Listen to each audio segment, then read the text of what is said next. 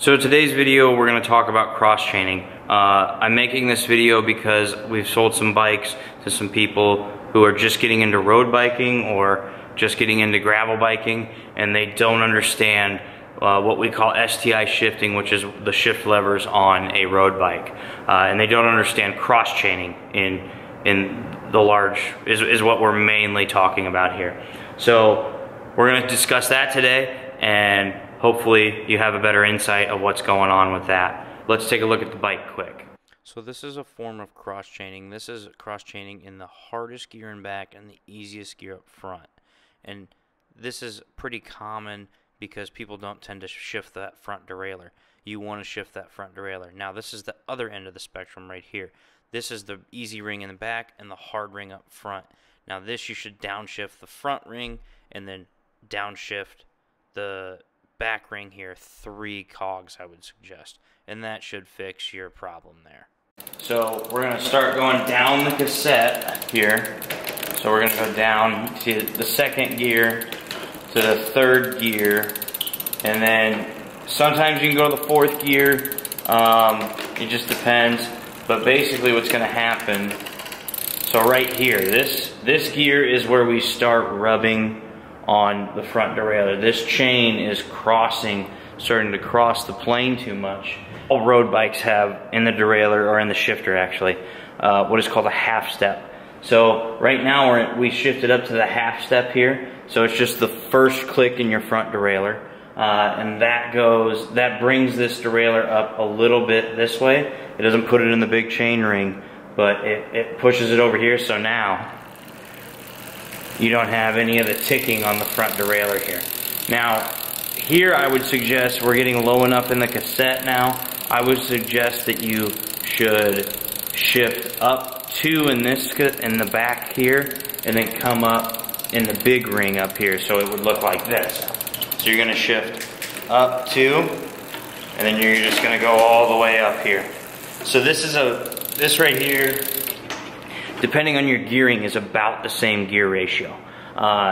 Usually these include to be 2 or 3 gears equivalent in the back from big to small chainring.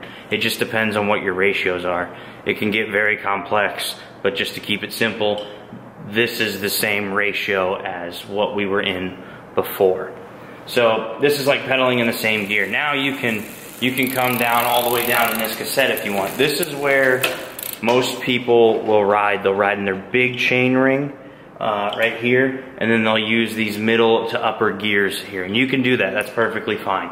So it's just you don't want to get up past these top 3. If you got to go up past these top 3, I would suggest you downshift in your front derailleur to the small chain ring, and then you can go up here freely without cross chaining or using excess or wearing out your drivetrain in excess.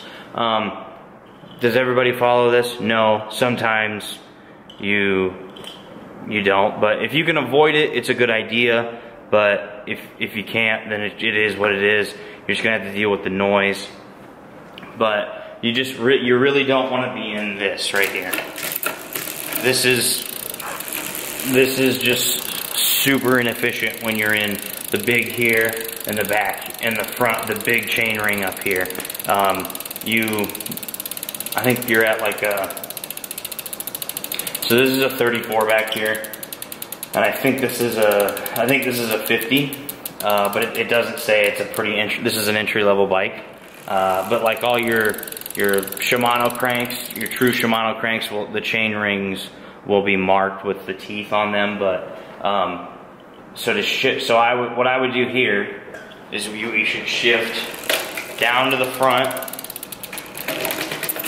and then probably down 3 or 4. It just depends, and you'll kind of know where you need to be, because it'll feel right to you. That sounds weird, but when you start riding enough, you'll understand what I'm talking about. So you'll be spinning, and it'll be a comfortable gear for you to be in, and that's what you're after. You want to be in a comfortable gear with no noise really.